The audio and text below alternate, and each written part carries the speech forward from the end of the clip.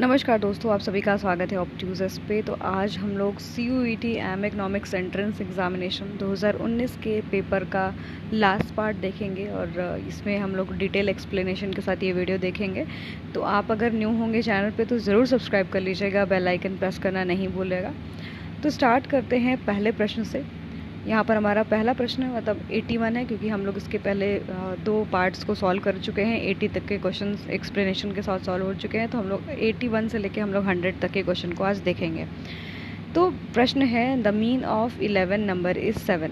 जो हमारा 11 नंबर का मीन क्या है, 7 है। तो मीन का फॉर्मूला क्या हो जाता है, मीन इक्वल्स टू आपका क्या हो जाएगा, सम ऑफ 11 नंबर। ठीक है, सम ऑफ 11 नंबर, ठीक है, अपॉन, क्योंकि टोटल नंबर आपके कितने हैं 11, तो मीन कितना है 7 है। ठीक है, तो यहाँ पर सम लिख लेंगे, सम ऑफ 11 नंबर डिवाइडेड बाई 11। अब इधर मल्टीप्लाई कर देंगे तो हमको सम ऑफ 11 नंबर पता चल जाएगा। तो हमारा सम ऑफ 11 नंबर क्या आ जाएगा आपका 77, क्योंकि हम सब जब 11 को ट्रांसफ़र कर देंगे तो मल्टीप्लाई हो जाएगा यहाँ पर, और जब मल्टीप्लाई हो जाएगा तो आपका 77 सम आ जाएगा। अब ठीक है, सम आपका 77 आया। अब आपको क्वेश्चन में दिया हुआ है कि यहाँ पर एक नंबर आपका मिसिंग है, डिलीटेड है। तो ठीक है, तो उसमें से हम जो आपका सम आया है 77, उसमें से हम क्या करेंगे, 13 को माइनस कर लेंगे। ठीक है, 13 को हम क्या करेंगे, माइनस कर लेंगे, तो 64 आपका क्या आ जाएगा। ठीक है, जो एग्जैक्ट वैल्यू है आपके सम ऑफ 11 नंबर वो 64 आ जाएगी। तो यहाँ पर मीन आप फाइंड कर सकते हो। मीन कैसे फाइंड करोगे, सो 64 इज़ डिवाइडेड बाई 11, तो आपका फाइनल वैल्यू कितना आ जाएगा 6.4, यानी हमारा मीन क्या है 6.4। ठीक है, तो यानी ऑप्शन सेकंड आपका यहाँ पर करेक्ट हो जाएगा। ओके, तो इस तरीके से आप फाइंड कर लीजिएगा। नेक्स्ट हमारा क्वेश्चन है, the graphical representation of relationship between the tax rate and the absolute revenue raised by the government through the tax is known as. तो हम लोग कौन से वाले टैक्स से पढ़ते हैं इसको, याद रखिएगा कि लेफर कर्व। ठीक है, लेफर कर्व से ही हम लोग जानते हैं कि आपका जो ग्राफिकली हम देखते हैं इसमें रिलेशनशिप, बेसिकली ये आपका यू शेप्ड होता है, वर्टिकल यू शेप। ठीक है, आपका वर्टिकल मतलब सॉरी, यहाँ पर आपका उल्टा यू शेप होता है, इन्वर्टेड यू शेप होगा आपका। यहाँ पर आपका टैक्स रेट है। ठीक है, ये आपका टैक्स रेट है, और एक्स एक्सिस पे आपका टैक्स रेट है, एंड वाई एक्सिस पे आपका क्या होता है, यहाँ पर रेवेन्यू होता है। तो कहाँ पर आपकी ऑप्टिमम कंडीशन होती है, गवर्नमेंट कहाँ चाहेगी, यहाँ पर मैक्सिमम टैक्स लगाएं और मैक्सिमम जो है रेवेन्यू को गेन करें। ठीक है, तो ये किसकी तरह कौन से वाले आपके कर्व के द्वारा देखा जाए, तो इसको हम लोग बोलते हैं लेफर कर्व। ठीक है, इसको हम लोग बोलते हैं लेफर कर्व, लेफर वक्र बोलते हैं इसको। तो यहाँ पर ऑप्शन ए करेक्ट हो जाएगा। अच्छा, यहाँ से एक और कॉन्सेप्ट लेते हैं, ऑफर कर्व क्या है। ऑफर कर्व का आप लोग यूज़ कहाँ देखते हो, तो जो आपका रेसिप्रोकल जो है इंटरनेशनल ट्रेड जब थ्योरी आप पढ़ते हो वहाँ पर, जो कि जेएस मिल के द्वारा दिया गया है, तो आप वहाँ पर ऑफर कर्व का कंसेप्ट पढ़ते हो। ठीक है, ऑफर कर्व जो है किसके द्वारा दिया गया है, पहली बात तो ऑफर कर्व का कंसेप्ट तो याद रखिएगा, ये मार्शल और एजवर्थ के द्वारा दिया गया है। ठीक है, मार्शल और एजवर्थ के द्वारा ये कंसेप्ट आपका दिया गया है ऑफर कर्व का। आईएस कर्व किसके लिए होता है, गुड्स मार्केट के लिए होता है, और जबकि एलएम कर्व हमारे किसके लिए होता है, मनी मार्केट के लिए। ठीक है, मनी मार्केट के लिए आपका होता है। ठीक है, IS curve is downward sloping and LM curve is upward sloping. ठीक है, नेक्स्ट हमारा the accelerator effects refers to the effect of. तो यहाँ पर क्या होगा, चेंज इन आउटपुट, आउटपुट में चेंज होगा ऑन इन्वेस्टमेंट, क्योंकि हमारा जो एसिलरेटर इफेक्ट होता है, बेसिकली ये एसिलरेटर इफेक्ट की बात कर रहा है, ना कि एसिलरेटर प्रिंसिपल की। एसिलरेटर प्रिंसिपल जो है आपका डिफरेंट होता है, हम यहाँ पर एसिलरेटर इफेक्ट को देख रहे हैं। तो एसिलरेटर इफेक्ट है क्या, बेसिकली पहले आपको ये तो पता होना चाहिए। तो जब हमारी जीडीपी क्या करती है, इंक्रीज़ करती है, जब हमारी जीडीपी इंक्रीज़ करती है तो उसकी वजह से हमारा जो इन्वेस्टमेंट है वो भी आपका क्या होता है, राइज़ कर जाता है। ठीक है, अगर यहीं पर जीडीपी कम हो जाए तो हमारा इन्वेस्टमेंट भी क्या हो जाएगा, आपका कम हो जाएगा। तो यहाँ पर हम किस चीज़ को देख रहे हैं, यानी आउटपुट बदल रहा है इन्वेस्टमेंट के होने से। ठीक है, तो यहाँ पर ऑप्शन बी करेक्ट हो जाएगा। ठीक है, ओके, तो ये हमारा एसिलरेटर इफेक्ट है। अगर हम एसिलरेटर को समझें तो एसिलरेटर को बेसिकली डेल्टा जो है आपका बीटा से डिनोट किया जाता है। कंजप्शन के चेंज होने की वजह से हमारा इन्वेस्टमेंट जब बदलता है तो हम लोग उसको एसिलरेटर कहते हैं। एसिलरेटर इफेक्ट में क्या होता है कि increase in consumer demand, consumer की जो डिमांड है आपकी वो क्या हो गई, बढ़ गई, ठीक है। कंज्यूमर की जो डिमांड है वो बढ़ी है, उसकी वजह से जो है आपका basically firm gets close to fill capacity, अपने कैपेसिटी को फिल करने के लिए फिर वो क्या करेगा, इन्वेस्टमेंट करेगा। तो उसको हम लोग बोलते हैं एसिलरेटर इफेक्ट, ठीक है। तो यानी जैसे डिमांड बढ़ेगी वैसे हमारा क्या हो जाएगा, आपका इन्वेस्टमेंट भी बढ़ेगा, यानी हमारा आउटपुट चेंज होगा, आउटपुट और इन्वेस्टमेंट बढ़ेगी। तो ऑप्शन यहाँ पर बी करेक्ट हो जाएगा। The frequency distribution if mean is less than mode and the median is greater than mean but less than mode, the distribution is consider to be. तो याद रखिएगा कि जो आपका नेगेटिव स्क्यूड होता है, बेसिकली नेगेटिव जो स्क्यूड होता है ये इसको हम लोग बोलते हैं आपका लेफ़्ट स्क्यूड, ठीक है। लेफ़्ट की तरह हमारा जो है डिस्ट्रीब्यूशन स्क्यूड हुआ है। अगर हमारा राइट स्क्यूड होता है तो उसको हम लोग क्या बोलते हैं, पॉजिटिव बोलते हैं, ठीक है। तो यहाँ पर ऑप्शन करेक्ट है आपका पॉजिटिव। अब समझते कैसे आपका पॉजिटिव है। यहाँ पर क्वेश्चन में क्या बोला है कि mean is less than mode, यानी हमारा मीन क्या है, आपका लेस देन मोड है, ठीक है। इस तरीके से आप देखोगे इसमें, तो यहाँ पर हमारा क्या है, मोड है, ठीक है। यहाँ पर हमारा जो है मीडियन है, ठीक है। यहाँ पर मीडियन है और यहाँ पर आपका क्या है, मीन है, ठीक है। तो आप देख रहे हो ना कि mode is greater than median और median is greater than mean. तो यहाँ पर आपका क्या हो जाएगा, ये कैसा है आपका स्क्यूनेस है, तो यहाँ पर हमारा राइटली स्क्यूड यानी पॉजिटिव स्क्यूड है। तो ऑप्शन सी करेक्ट हो जाएगा, ठीक है। नेक्स्ट हमारा क्वेश्चन है the systematic record of all economic transaction between the residents of the country and the rest of the world for specific period of time. तो उसको हम लोग क्या बोलते हैं, बैलेंस ऑफ पेमेंट बोलते हैं। आप सभी को पता होना चाहिए कि बैलेंस ऑफ पेमेंट में जो है आपका दो साइड होता है, क्रेडिट साइड होता है, डेबिट साइड। जो क्रेडिट साइड होता है वो हमारा क्या होता है, पॉजिटिव होता है। जो डेबिट साइड होती है वो हमारा नेगेटिव होता है, ठीक है। ये चीज़ याद रखिएगा। पॉजिटिव मतलब inflow of the currency in your country and debit मतलब outflow of the currency outside your country, ठीक है। और बेसिकली इसमें भी आपका दो अकाउंट्स होते हैं, कैपिटल अकाउंट होता है, करंट अकाउंट है। इसमें डबल एंट्री सिस्टम होता है आपका, जो है दो साइड आपका, क्योंकि क्रेडिट साइड में जो है एक करंट अकाउंट होगा और आपका कैपिटल अकाउंट होगा, और वैसे ही डेबिट साइड में भी आपका एक करंट अकाउंट होगा और एक कैपिटल अकाउंट होगा। जो करंट अकाउंट होता है उसमें दो तरीके के ट्रांसफर्स होते हैं, एक आपका जो है विजिबल होता है आइटम, एक इनविजिबल आइटम होता है और एक यूनिलैटरल ट्रांसफ़र होता है। ये आपका करंट अकाउंट का पार्ट होता है, ठीक है। जबकि कैपिटल अकाउंट में हम कैपिटल एक्सपेंडिचर और ये सारी चीज़ें देखते हैं, तो वो आपका करंट कैपिटल अकाउंट का पार्ट होता है, ठीक है। तो आप लोग एक बार बैलेंस ऑफ पेमेंट ज़रूर पढ़ लीजिएगा। नेक्स्ट क्वेश्चन देख लेते हैं। तो यहाँ पर जो ऑप्शन करेक्ट है वो बैलेंस ऑफ पेमेंट है। नेक्स्ट हमारा if the occurrence of one events another event can not happen, तो उसको हम लोग क्या बोलते हैं, म्यूचुअली एक्सक्लूसिव। जैसे कि अगर आपने कॉइन को टॉस किया तो कॉइन को टॉस होने की वजह से आप जब आप कॉइन को टॉस करते हो तो क्या हेड और टेल एक ही फेस पे आ जाते हैं, नहीं आते ना एक साथ, कभी भी एक साथ नहीं आ सकते। तो उसको हम लोग बोलते हैं म्यूचुअली एक्सक्लूसिव। मीन्स कि एक जो है आपका हैपन होता है तो दूसरा हैपन नहीं हो सकता उसी टाइम पे, उसी मोमेंट ऑफ टाइम पे, तो उसको हम लोग बोलते हैं म्यूचुअली एक्सक्लूसिव इवेंट।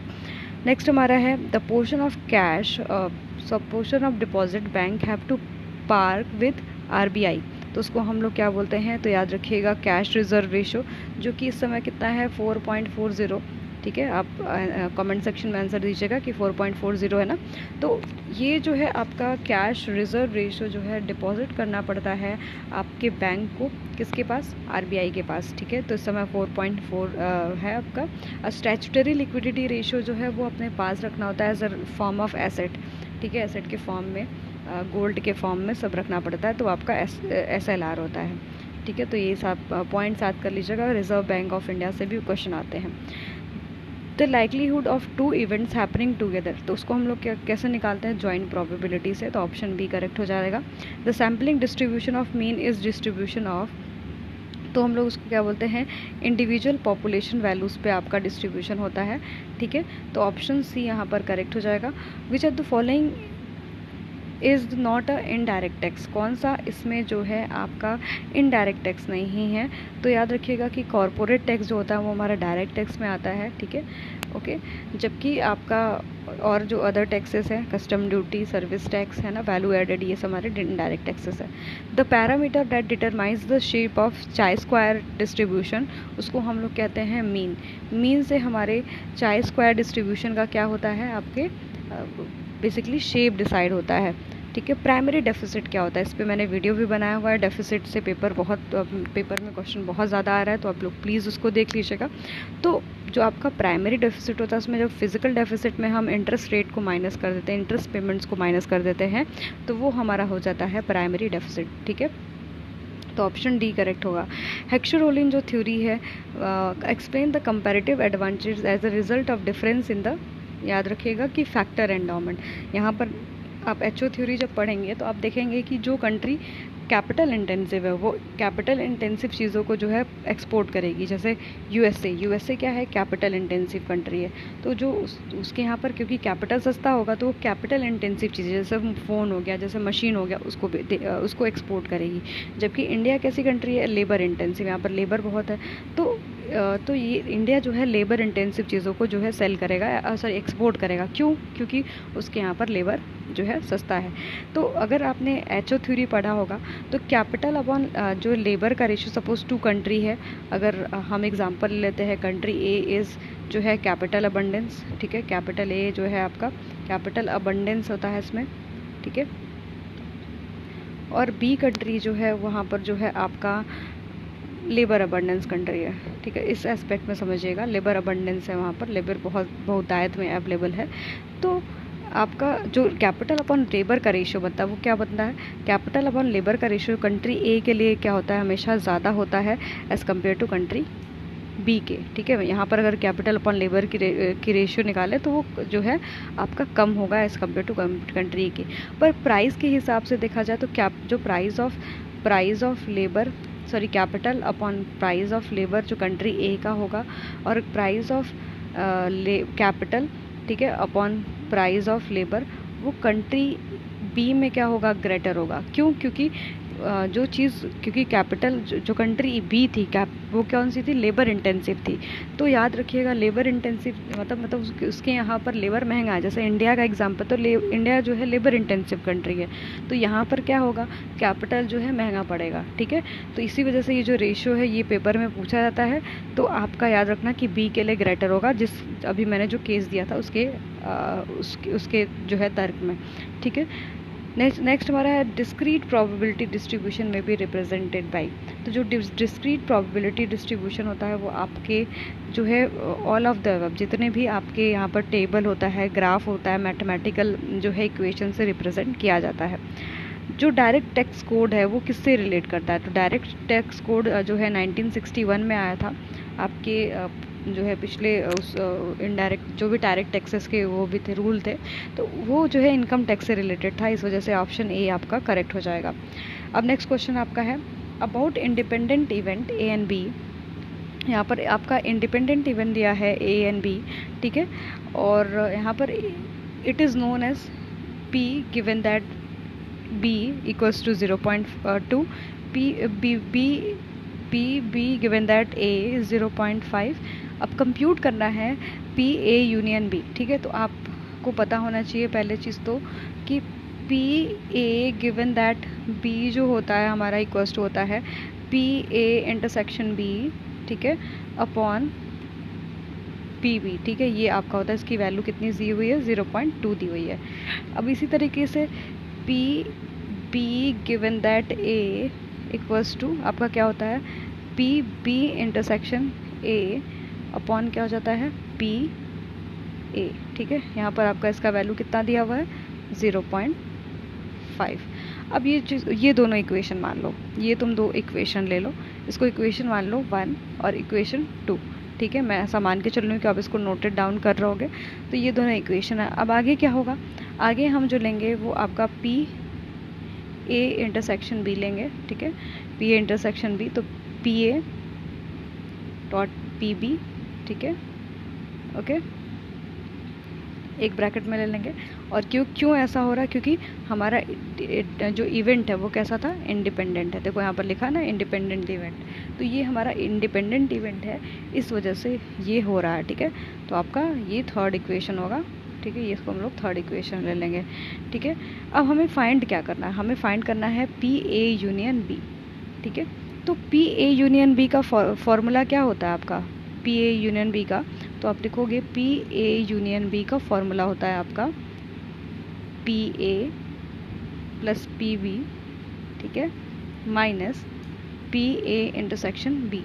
ठीक है, ये आपका फोर्थ इक्वेशन आप ले लो। क्लियर। अब हम फर्स्ट एंड थर्ड को जो है सॉल्व कर लेंगे। तो फर्स्ट एंड थर्ड को सॉल्व कर लेंगे, तो फर्स्ट इक्वेशन क्या था हमारा, मैं लिख देती हूँ फिर से।